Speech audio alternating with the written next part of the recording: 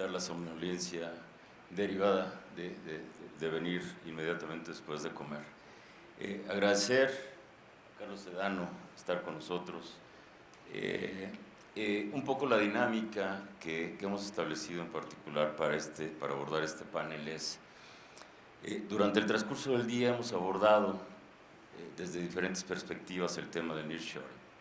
En este caso en particular, en esta mesa, en donde vamos a visualizar las oportunidades de negocio relacionadas con el nearshoring, hemos tratado de dividir las participaciones fundamentalmente en los términos siguientes.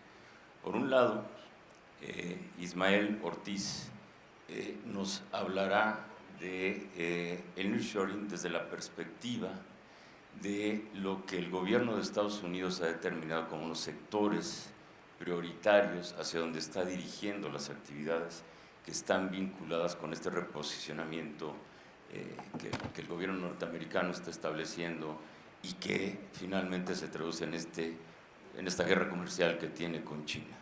En ese sentido, se visualizarán las oportunidades de negocio desde la perspectiva de los 4 sectores que Estados Unidos ha determinado como prioritarios en este proceso de relocalización y que tienen que ver fundamentalmente con la producción de semiconductores, el tema vinculado a baterías eléctricas, el tema también vinculado a tierras raras, es decir, los insumos, las materias primas necesarias para producir los componentes electrónicos, un ejemplo de ello es el litio, y desde luego los productos que están vinculados a productos farmacéuticos y dispositivos médicos. Estados Unidos ha determinado esto como los principales sectores hacia donde está apuntalando este proceso de relocalización.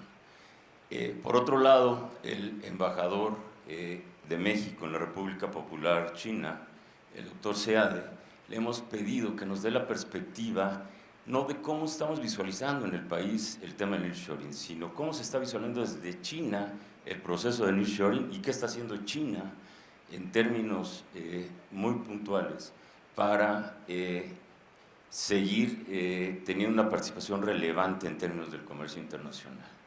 Y por otro lado, desde el punto de vista de el desarrollo regional, si bien es cierto es que en el tema vinculado con el nearshoring, los jugadores, digamos, que por principio de cuentas son los principales beneficiarios de este proceso, desde luego son los estados del norte, por el tema de proximidad que hay con la frontera con Estados Unidos.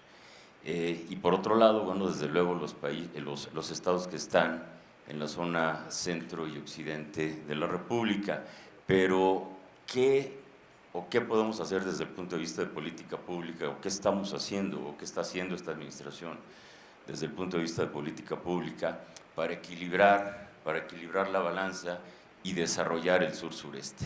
De ahí que es fundamental lo que en términos de uno de los proyectos, en mi opinión, emblemáticos de esta administración, tiene que ver con el corredor interoceánico.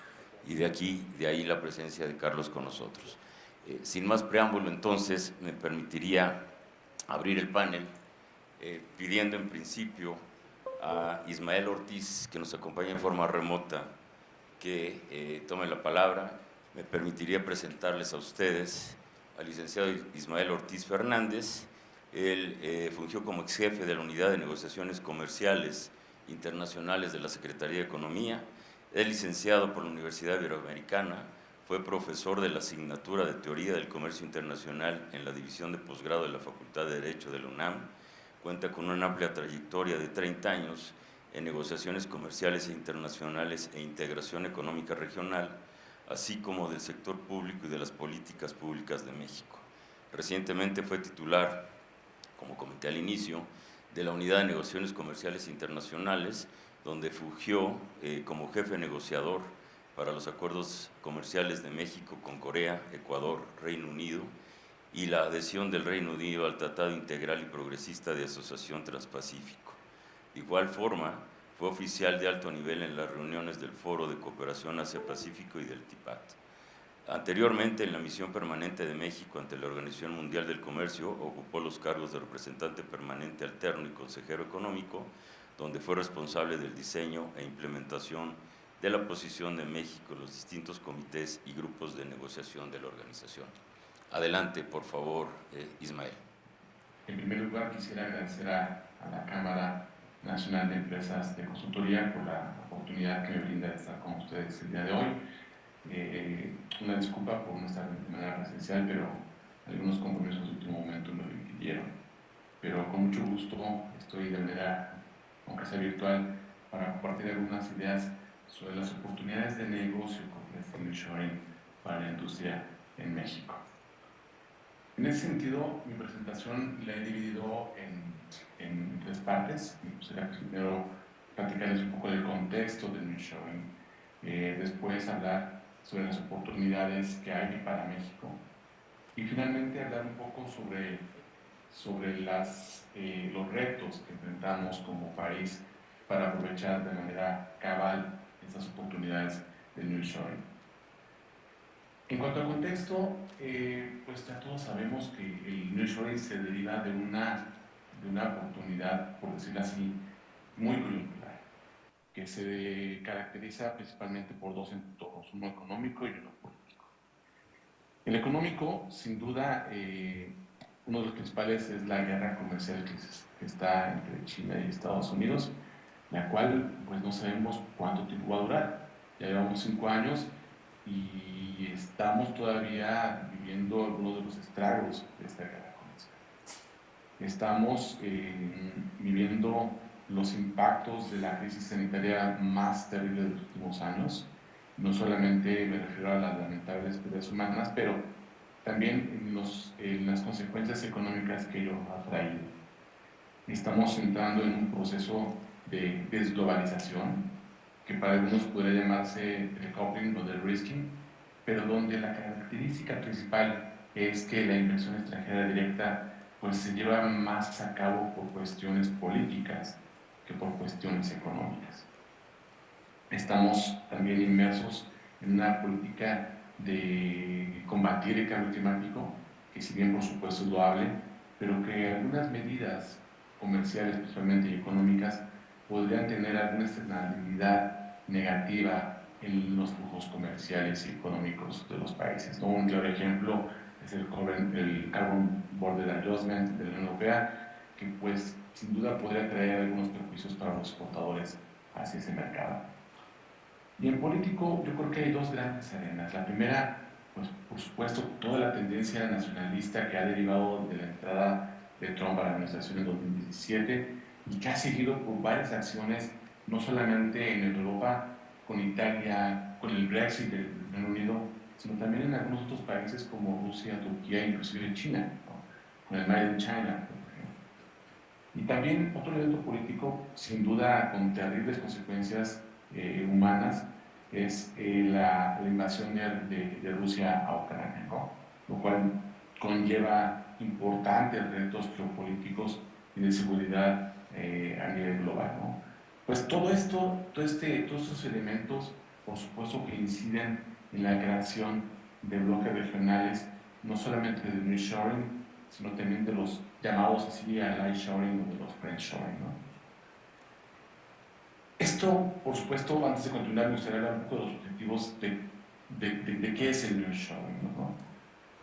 Básicamente busca revertir los efectos negativos de las cadenas de suministro, de esta disrupción de las cadenas de suministro.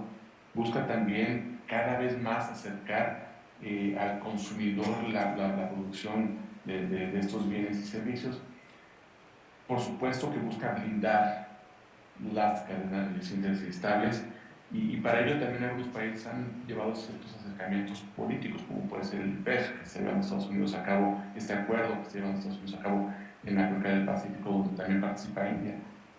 También se busca reducir la dependencia y diversificar los riesgos, pero también todo esto, por supuesto, a lograr una mayor certidumbre en los mercados internacionales, ¿no?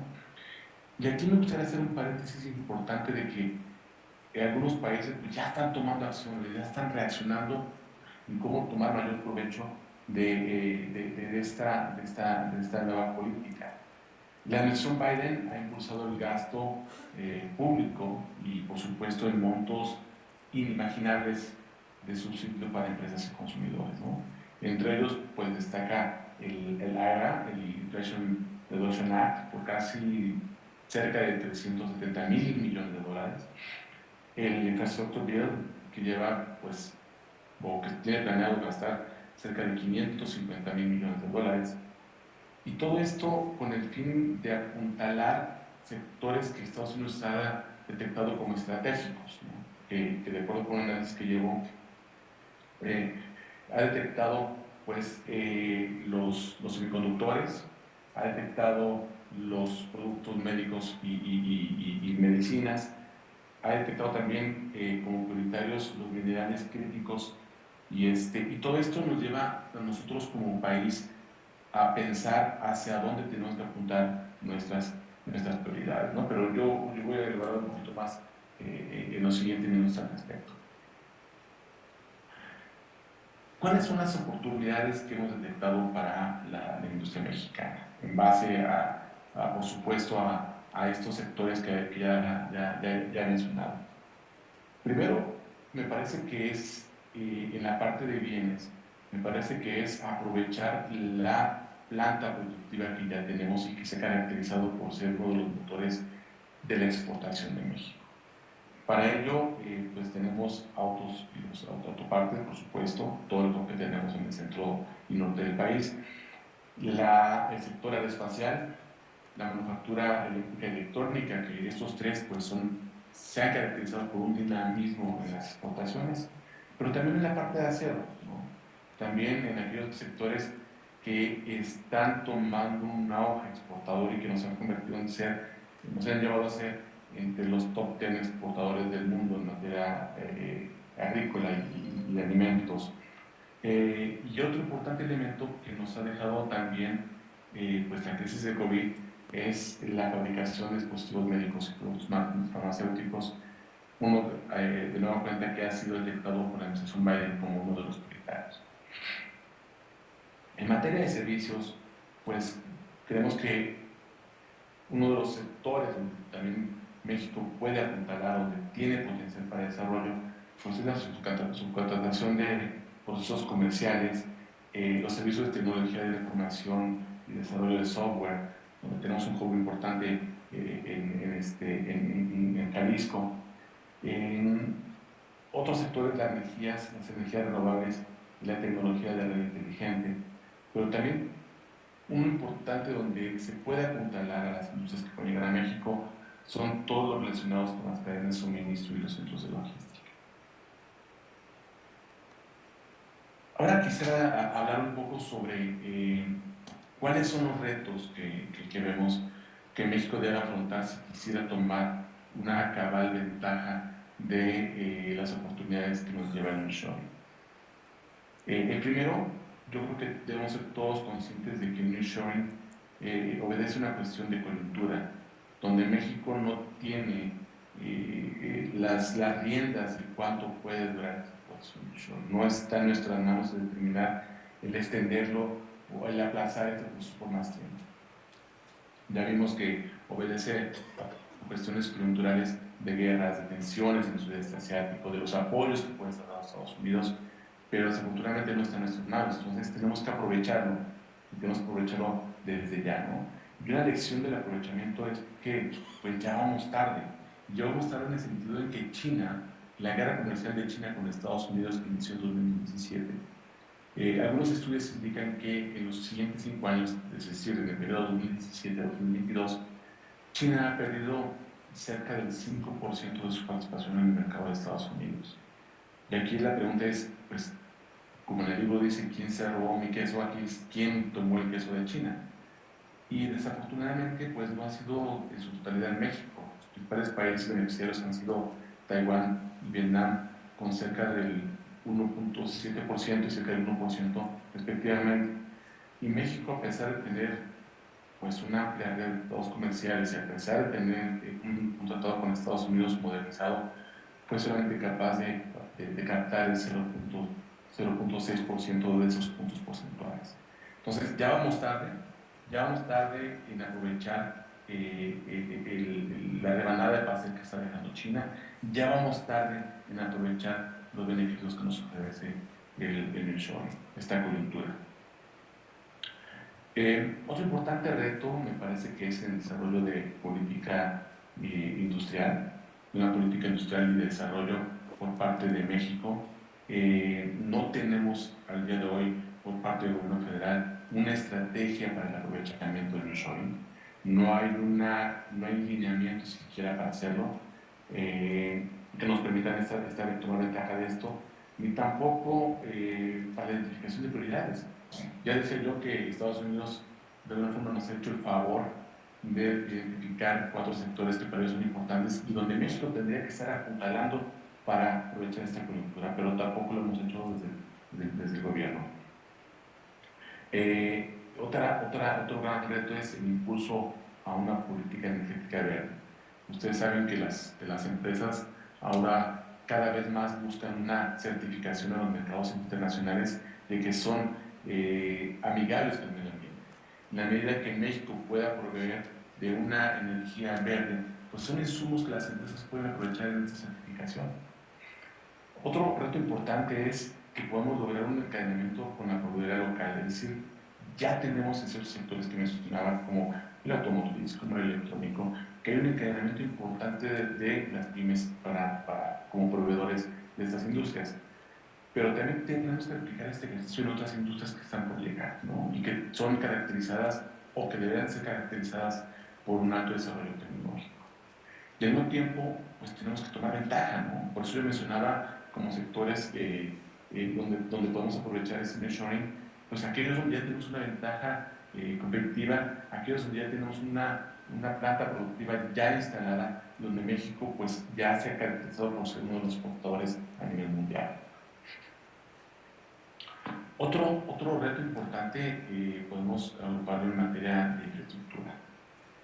Y de infraestructura, por supuesto, en el desarrollo y mantenimiento de vías férreas, de puertos, de instalaciones de telecomunicaciones, pero también en la infraestructura que se ha llamado de carácter social, ¿no? El desarrollo de capital humano.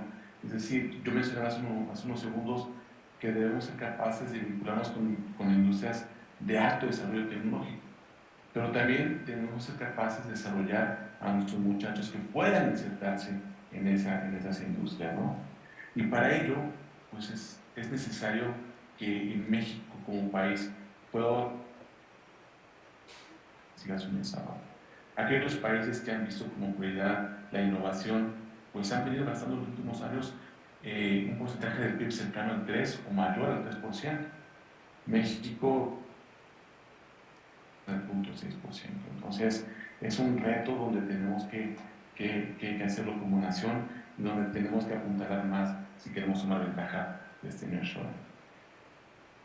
Otro importante reto es pues, aprovechar la apertura que ya tenemos, la apertura comercial que ya tenemos con 14 tratados de libre comercio con 51 países. Es decir, tenemos que tomar ventaja de la proveeduría que nos ofrecen estos mercados. Un ejemplo puede ser el Tratado de Libre Comercio con la Unión Europea. Otro puede ser el CPTPP, donde podemos también nosotros hacer esa suerte de de-risking con China y hacernos insumos de igual o mayor calidad de otros mercados. ¿Para qué? Para poderlos exportar a Estados Unidos e insertarnos de una mejor forma en esas cadenas de suministro. Otro reto importante que enfrenta México, y no solamente en carácter de aprovechar el nearshoring, pues es esta política interna, ¿no? Por una parte, validar, hacer válido el Estado de Derecho, incluyendo la seguridad pública. Y esto pasa no solamente por cumplir las leyes, por hacerlas regular, por dar esa certidumbre de que las empresas pueden desarrollarse en esto que es el Estado de Derecho. También hemos visto algunas iniciativas de ley que puedan tener un efecto negativo en la inversión extranjera y algunas acciones que ha tomado el gobierno federal que podrían tener un efecto negativo en proveer certidumbre a las empresas internacionales. Por ello, me parece que debemos estar muy atentos a cómo se desarrollan, a cómo se posicionan los candidatos federales, no solamente en México, sino también en Estados Unidos, porque también allá va a haber una elección de carácter federal. Entonces tenemos que estar atentos a ver cuál va a ser el posicionamiento en materia no solamente económica, sino también en materia comercial, ¿no? Yo aquí quisiera concluir mi presentación, no sin antes agradecer a la Cámara por la oportunidad que me dan, y no sin antes concluir con 3 ideas sobre lo que nos deja esto, lo que es el nearshoring. Y la primera es que estamos en una coyuntura que por supuesto es de carácter temporal y que ya vamos tarde para aprovecharla. La segunda es que Estados Unidos está otorgando unos montos inimaginables de subsidios y que México debe tomar ventaja de esta coyuntura. México tiene mucha tarea que hacer, no solamente como gobierno, sino también como industrias para aprovechar esta coyuntura. Y el impacto del nearshoring en México podría tener un impacto similar a un nuevo NAFTA, quisiera yo llamarlo así, a un nuevo Telecán. Algunos análisis ya del propio sector privado del Consejo Coordinador Empresarial han señalado que el PIB podría crecer hasta 4%. Yo considero que son un poco modestos, pero las oportunidades están ahí. Y las oportunidades están para tomar ventaja de ellas, y creo que es el momento para hacerlo.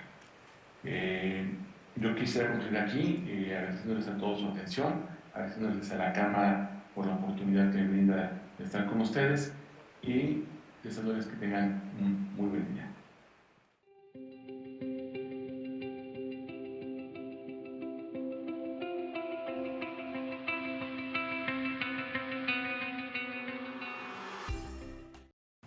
Distinguidos representantes de la Cámara Nacional de Empresas de Consultoría y estimados participantes en esta convención.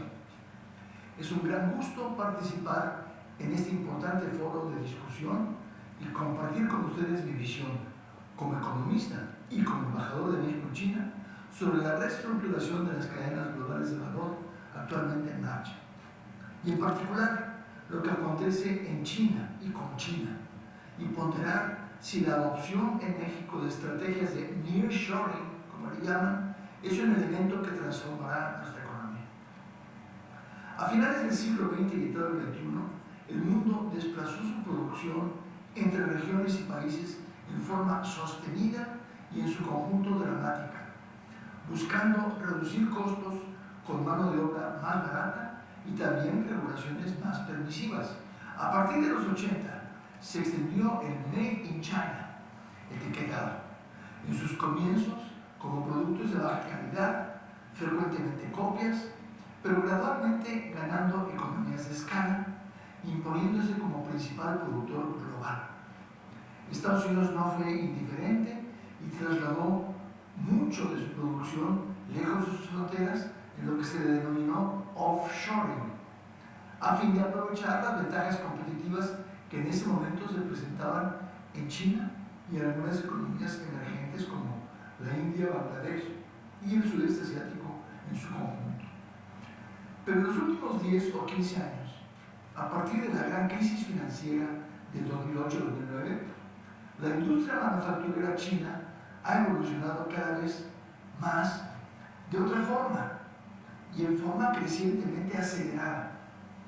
Aunque todavía existen empresas chinas que son subcontratadas para manufacturar los productos de marcas occidentales que forman parte del ámbito del nearshoring antes descrito, también es cierto que cada vez hay más marcas chinas con tecnología propia, con diseños propios, que también se encuentran al mismo tiempo en un proceso de offshoring para ellos, para trasladar su producción o parte de su producción fuera del territorio chino, por razones de salarios, que mucho han aumentado en China, pero también diversificando su portafolio de producción ante los grandes retos que se han dado en el último lustro con el COVID mismo y por razones políticas, elecciones transpacíficas, la guerra de Ucrania.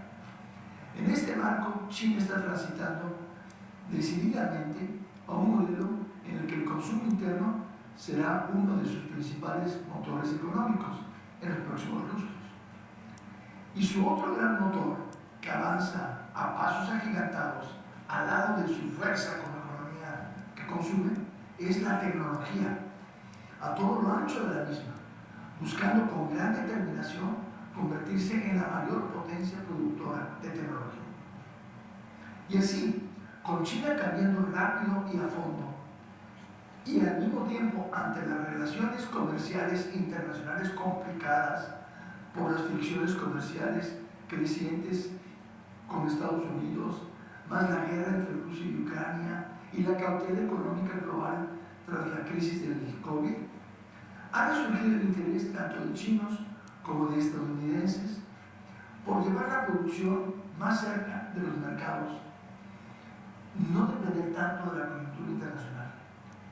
Y el modelo de offshoring que siempre observaron las economías occidentales exportando capital, lo observa la nueva gran potencia que es China, a la vez que quienes llevaron con gran entusiasmo su producción a China buscan ahora una mayor diversificación geográfica en sus bases productivas. Así entiendo yo el nearshoring ahora en marcha. No es algo unilateral. Tanto el capital chino como el capital de otros en China se está migrando de China hacia los grandes centros de consumo, en particular Estados Unidos. ¿Está preparado México para aprovechar en grande estas tendencias de reubicación productiva y convertirse en un actor importante de la manufactura global? México llama la atención de diferentes empresas alrededor del mundo por diversas condiciones inherentes a nuestro país, en particular nuestra cercanía a Estados Unidos y los beneficios de contar con el Tratado de Libre Comercio de América del Norte, el TEMEC, cuyo atractivo principal para los productores de todo el orbe es no solo el acceso a Estados Unidos sin arancel, que muchos otros países con tratados comerciales con nuestro vecino del norte lo tienen ese acceso, sino en particular la incorporación a este tratado ya en el cierre de la negociación bajo el gobierno actual en México del capítulo de solución de diferencias, único en el mundo, ningún otro país lo tiene con Estados Unidos, el cual refuerza mucho la confianza para la exportadora. Como embajador he sido testigo del posible interés, atemperado por una notable cautela, que existe por parte de un gran número de empresas chinas de manufactura por llevar parte de su producción a nuestro país. Y mi dedicado equipo y yo nos hemos encargado de hacer los contactos y el cabildeo necesarios, transmitir nuestra visión, transmitir las ventajas enormes que México ofrece, organizando toda suerte de representaciones y aún visitas a México para procurar más inversiones en el país. Es importante añadir que la política exterior de China, en la que se asientan sus ejes comerciales, es de largo plazo. Se sientan las bases para sus próximas décadas y para sus próximas generaciones. Por tanto, si China termina por apostar por México, si continúa apostando por México, estableciendo una relación de confianza y un marco jurídico confiable, es previsible que será un win-win para las empresas de ambos países y para el desarrollo de nuestros pueblos. Algo interesante que hay que cobrar conciencia es que el comercio se da en todas partes, que haya consumidores, que haya dinero. Allá va el comercio, y allá ha ido el comercio chino, la exportación china, los últimos 40 años. Pero la inversión es menos democrática. La inversión va no solo a donde hay mercado, sino a donde hay condiciones para crear centros de producción y de exportación, lo que llaman en inglés los hubs. Entonces, no tenemos ganado de antemano el derecho a atraer en gran medida a la inversión china. Está sucediendo mucho menos de lo que puede y debe suceder, pero igual puede terminar yéndose en mayor medida a Colombia, a Costa Rica, a otras partes de Estados Unidos mismo. Es importantísimo cobrar el mayor dinamismo posible para ser nosotros el que constituye un hub importante, quizás el hub central en América Latina de este gran país. Todas las preguntas surgen: ¿cómo se enfrenta la barrera del idioma? ¿Cómo se enfrenta la escasa conectividad aérea? ¿Cómo se puede superar la falta de un marco regulatorio y de un marco fiscal común a nuestras 32 entidades federativas? ¿Cómo se protegerá el medio ambiente? ¿Qué normas y regulaciones no son necesarias para ordenar el crecimiento de la industria? ¿Cómo se promoverán y financiarán las obras de infraestructura necesarias para satisfacer las necesidades del creciente número de empresas que llegan a nuestro país? ¿Qué sectores debemos priorizar? Estas y otras inquietudes se las dejo para que se debatan en el foro de discusión. Confío que el intercambio de ideas será fructífero, crítico y positivo, y les permite esclarecer las bases de cómo enfrentar los retos que se nos presentan. Finalmente, me gustaría añadir un tema vinculado estrechamente al desarrollo de los sectores manufactureros del mañana, que es la importancia de apoyar y estimular nuestro sector educativo y el entrenamiento de alto nivel en general, principalmente en las áreas STEM, imprescindibles para cubrir las necesidades de la industria moderna. El potencial de atracción de una mucho mayor inversión manufacturera, en particular en sectores y tecnología de alto valor, es enorme. El nearshoring nos brinda una oportunidad única para avanzar cualitativamente y cuantitativamente, haciendo qué y cuánto, como potencia media industrial. Está en nosotros trabajar a fondo en la construcción y la venta de ese gran producto llamado México. Muchas gracias por su atención.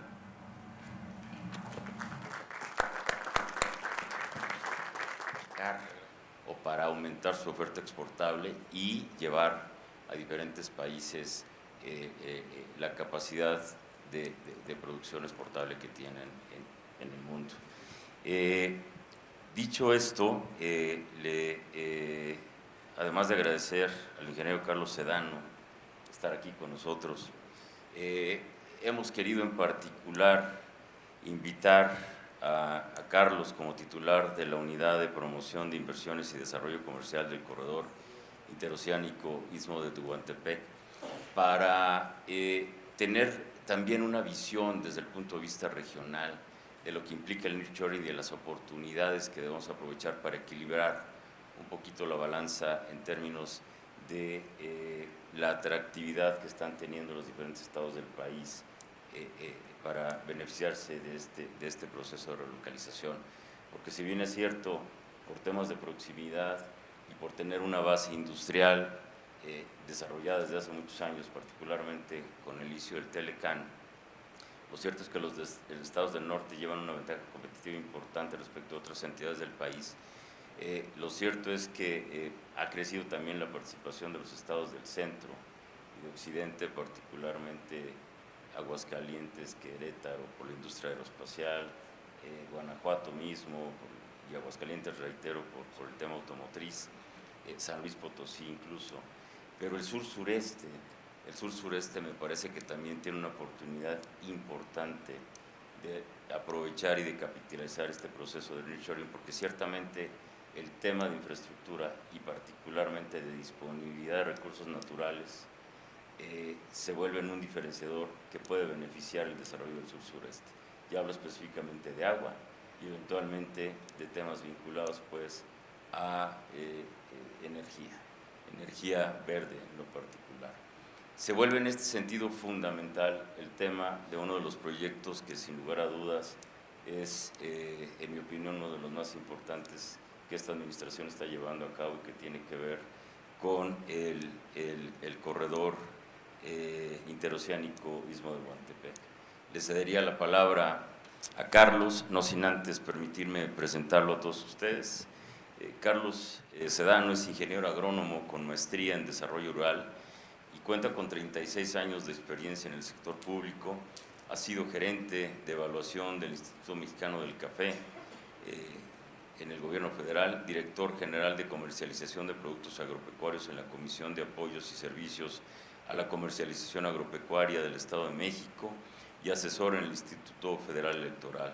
Se ha desempeñado como delegado federal de la Secretaría de Agricultura en la Ciudad de México, en el Estado de Morelos y en el Estado de México, y también fue director general del organismo Protectora de Bosques en el Estado de México.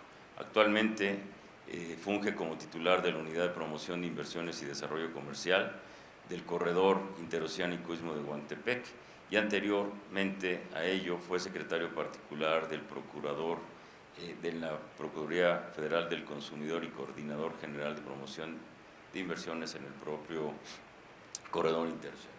Carlos, adelante, por favor. Muchas gracias y muy buenas tardes. Ya tardes para la siesta, pero bueno, una disculpa que tenemos que hacer la presentación. Realmente estoy muy agradecido y es un honor para nosotros estar en esta reunión de consultores. Agradecemos mucho al presidente de la Cámara Nacional de Empresas de Consultoría, al maestro Juan Carlos Sierra Boché, también a nuestro amigo Rogelio Mirazo, que es vicepresidente nacional de la misma, y realmente estamos en un lugar tan bonito como es el Colegio de Ingenieros, de donde se desprende esta Cámara realmente. Y los felicito porque todo el trabajo que se viene desempeñando en la Cámara de Empresas de Consultoría demuestra lo que son sus valores, la misión, la visión, así como su compromiso con la ética y combate a la corrupción. O sea, realmente con sus 38 años que vienen desempeñando, tienen una historia en un lugar privilegiado para el desarrollo nacional, porque gracias a sus capacidades especializadas, profesionalismo, visión y vinculación con todos los sectores a nivel nacional e internacional, le dan un desarrollo adecuado a lo que es el comercio en general. Ustedes son aliados de la industria, del gobierno, la sociedad, y aseguran que México se conduzca mediante los más altos estándares en todos los ámbitos, sabiendo también que hay compañeros de otros países en esta reunión. Yo considero que son un bien necesario. Dentro de la expansión veremos la presentación que les traje. En la siguiente, por favor. Estamos demostrando cómo en los 60s vemos cómo el norte se desarrolla. Es la franja fronteriza con Estados Unidos y surge el programa maquilador de importación temporal, industrial, manufacturera, intensiva y mano de obra. Lo señalamos también en el plano o en el mapa. En los 90s se detona el Bajío y el centro del país, surgen industrias de alto valor, ya lo comentaba nuestro amigo Rogelio, de valor agregado como automotriz, aeroespacial, equipos médicos, farmacéuticos.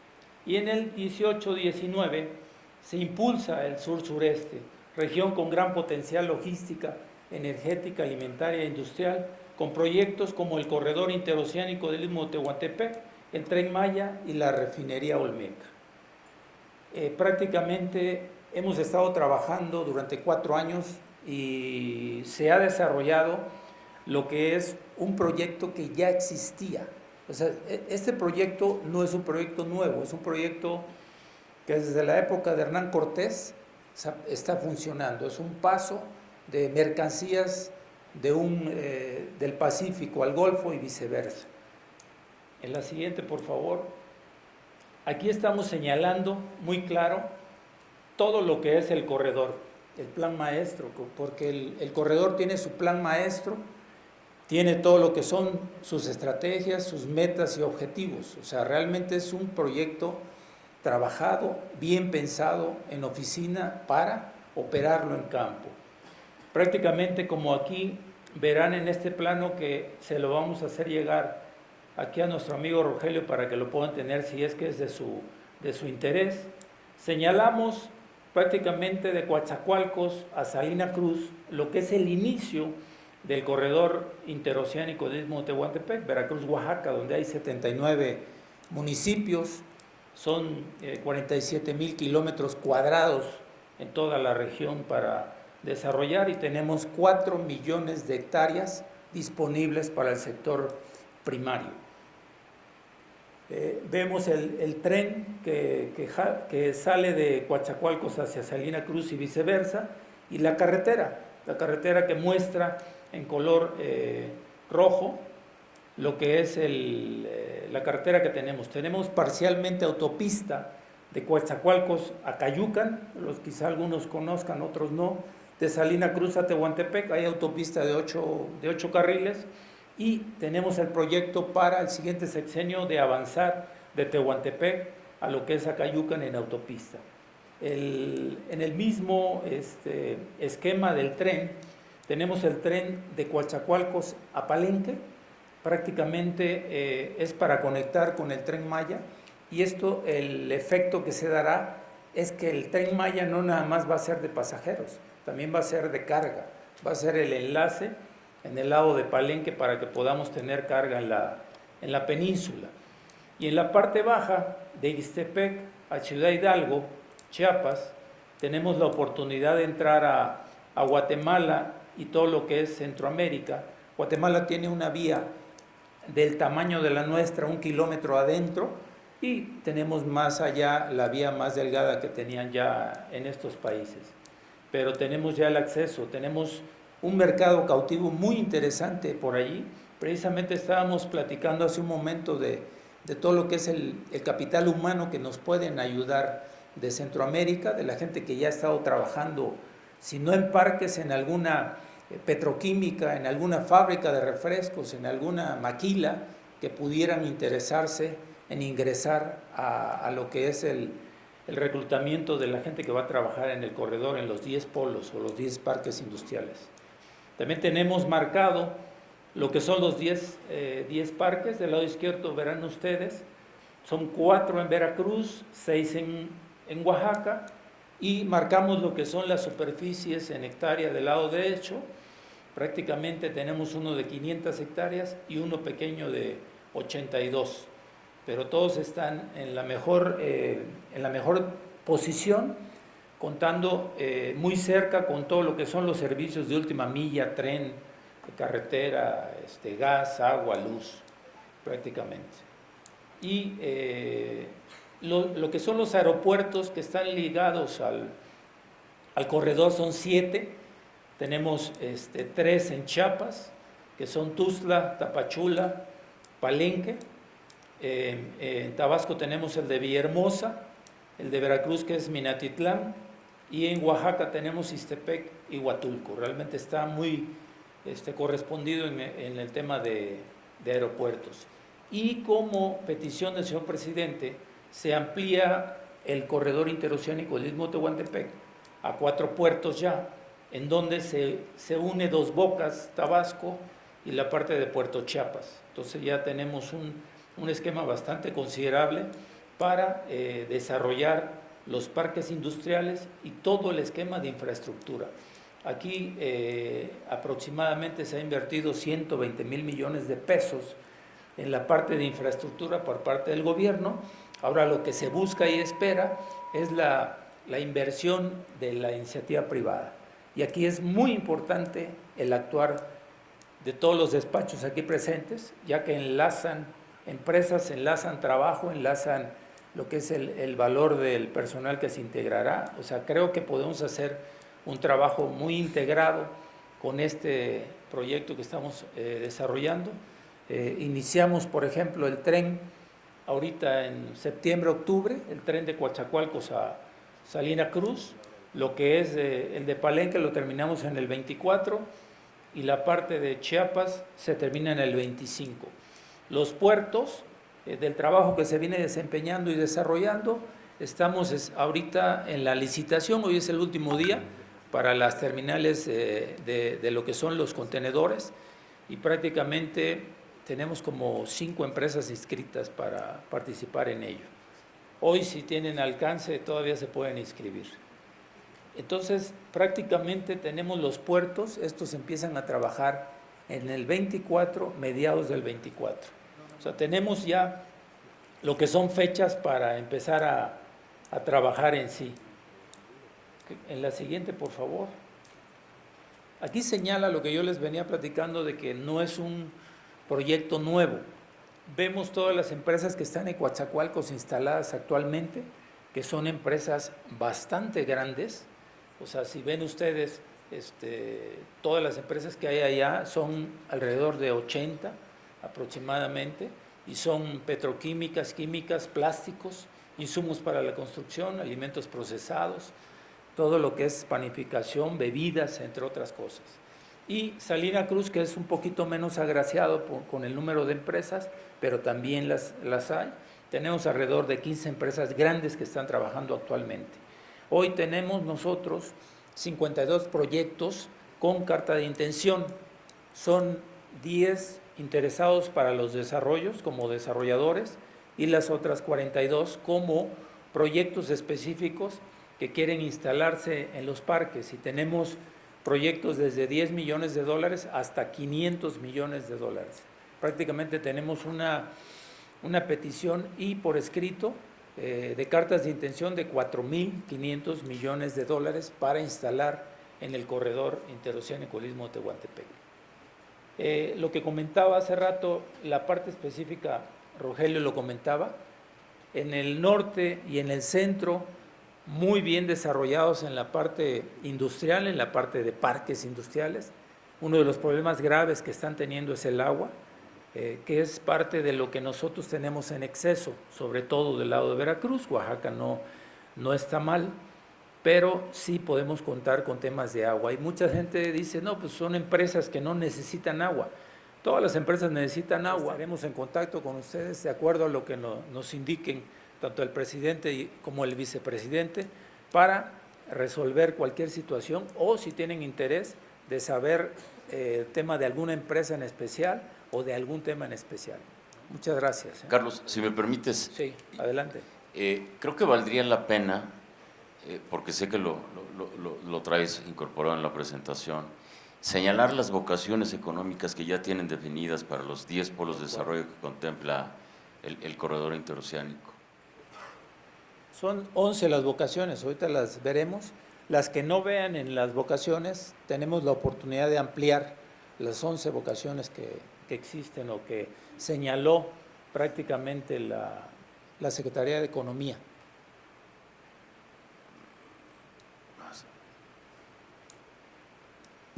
Ahí está. Esas son eléctrica y electrónica, semiconductores, autopartes y equipo de transporte, farmacéutica, dispositivos médicos, agroindustria, equipo de generación y distribución de energía eléctrica, los TICs, la maquinaria de equipo, los metales, petroquímica.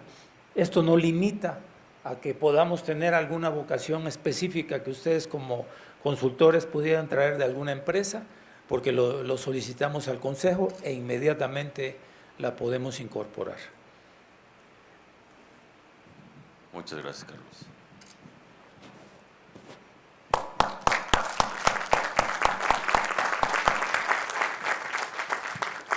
Pues no sé si tengamos oportunidad de un par de preguntas. Yo empezaría, si me permiten, haciendo una, Carlos, muy concreta en el sentido de, si bien es cierto es que en el proyecto del corredor interoceánico ya hay un avance importante, digámoslo mundanamente, en términos de instalación de fierros, ¿no? ¿Qué parte sigue? Es decir, ¿cuál es ahorita la demanda mayor y cómo podemos vincular las empresas afiliadas a la Cámara Nacional de Empresas de Consultoría para apoyar en este proceso de empezar a concretar la atracción de inversiones que requieren para hacer una realidad estos 10 polos de desarrollo? Bueno, como comentaba, una parte importante es el capital humano. Es indiscutible que el nearshoring y otros temas específicos están limitando y solicitando más personal en todo lo que son los parques industriales y la industria en general. Y la otra parte importante que podría ser muy valioso para ustedes es enrolarse con lo que son las micro y pequeñas empresas, ya que las empresas que llegan necesitan ese enlace. Entonces, muchas veces nosotros no tenemos la capacidad como gobierno, sí lo hacemos, pero una empresa particular pudiera tener el enlace para poder darle la oportunidad e informarle a la empresa que se está instalando todo lo que es las pymes o pequeñas empresas o medianas que pudiera haber en la región, y si no hay algún tema en específico, traerlo de otro estado. Podrían ser las dos oportunidades que se presenten, podemos revisar y encontrar más para poder trabajar. Muchas gracias. Había una pregunta que quedó parcialmente respondida respecto justamente del tema del corredor interoceánico. Si nos hace favor de plantearla. Gracias. Hola, Carlos, buenas tardes. Preguntaba en la mesa anterior, pues como que las condiciones están cambiando mucho, digamos, en el mundo, ya lo vimos con el nearshoring, y particularmente en México. La pregunta que hacía, y quisiera tu opinión, es cuáles son los riesgos, pero también las oportunidades que se tienen con el nearshoring en el corredor interoceánico. Es decir, el corredor interoceánico nació, como ya lo comentaste desde hace mucho tiempo, como un puente terrestre, sobre todo para los grandes flujos de Asia al sureste de Estados Unidos. Después ha evolucionado el concepto de agregarle valor a través de los parques industriales, que no sea solo un puente, sino que se le agregue valor al producto. Pero la pregunta es, pues los flujos seguramente van a dejar de darse en los volúmenes que estamos viendo que venían creciendo pues progresivamente, o sea, ya no los vamos a ver. Y bueno, los parques industriales pues también es una oportunidad, ¿no? Entonces, no sé, en la balanza, ¿cuál es tu opinión? ¿Dónde están los riesgos? Pero los riesgos tal vez para convertirlos en acciones justamente para potenciar el corredor. ¿Y cuáles son las oportunidades teniendo al corredor tal vez razonablemente lejos del mercado de Estados Unidos, digamos, pensando en México en su conjunto, que tal vez el nearshoring, pues como ha quedado claro en todas las presentaciones que hemos visto durante el día, es más en el norte donde tal. El primer año vamos a mover 300,000 contenedores y vamos a ir subiéndolos año con año hasta llegar a 2,5 millones. Comparado con el Canal de Panamá, el Canal de Panamá mueve 25 millones de contenedores al año. Nosotros pretendemos en 5 o 7 años mover 2,5 millones. Es el 10% de lo que mueve el Canal de Panamá. Jamás vamos a hacer competencia, somos un complemento específicamente del Canal de Panamá. El Canal de Panamá aproximadamente gana 50, 60 millones de dólares diarios. Nosotros vamos a llegar a ganar para el gobierno federal 8, 10 millones de dólares diarios. Entonces, nosotros estamos viendo la parte positiva, la parte difícil o la parte de riesgo. Me decía un empresario, oye, se va a acabar el sexenio, ¿qué va a pasar? Pues el gobierno de México no puede ser injusto, ni tampoco puede ser jurídicamente actuar mal para quitarte una oportunidad de desarrollo si le estás trayendo ganancias a las arcas del gobierno. Los impuestos que se van a generar en el movimiento y en los parques es bastante considerable. Entonces, todo eso hace que tengan la seguridad que los que van a invertir en el corredor no van a tener un riesgo tan marcado que pudieran tener en otro lado, en otro país o en otro estado. O sea, realmente estamos trabajando para que jurídicamente el que se instale pueda tener la oportunidad de trabajar mínimo 50 años. Es un proyecto a 50 años, no es a 5 o a 2 sexenios. O sea, es un proyecto mundial que lo necesita Estados Unidos, nos ha estado presionando China, como decía el embajador hoy. Cuando llegamos hace 4 años, quería invertir 200,000 millones de dólares y él quería hacer el corredor. O sea, visionariamente, lógico, para ellos era fabuloso, ¿no? Entonces, hay muchos favores, creo yo, como hemos venido trabajando, hay pocos en contra, que se encuentren para que eviten que se instalen. Realmente, como yo les comentaba, son 42 proyectos, uno que tenemos en Salina Cruz, precisamente que va a traer partes o autopartes de lo que son trailers, es un norteamericano que va a traer partes chinas para armarlas en Salina Cruz y enviarlo a Estados Unidos, o sea, ese va a invertir $500 millones. Entonces, creo yo que está muy atractivo, que es donde, si alguien tiene algún interés específico de saber algo más a detalle, estamos en la mejor disposición. Espero haber contestado la respuesta. Muchas gracias, Carlos. Y a eso hay que sumarle los beneficios fiscales que están otorgando para efectos de estos 10 pueblos de desarrollo. Sí, eso los traigo abajo de la manga. Pues muchas gracias. Estaríamos dando por terminado este panel, no sin antes agradecer a Carlos Sedano, al doctor Jesús Seade y a Ismael Ortiz su participación y en esta convención. Muchas gracias. Muchísimas gracias.